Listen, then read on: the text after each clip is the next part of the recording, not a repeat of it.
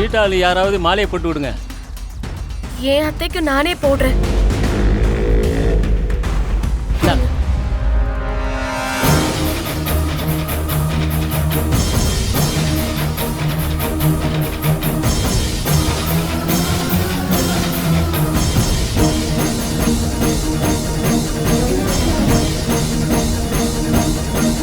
அம்மா, கோவிலை 3 சுத்து சுத்திட்டு வாங்க.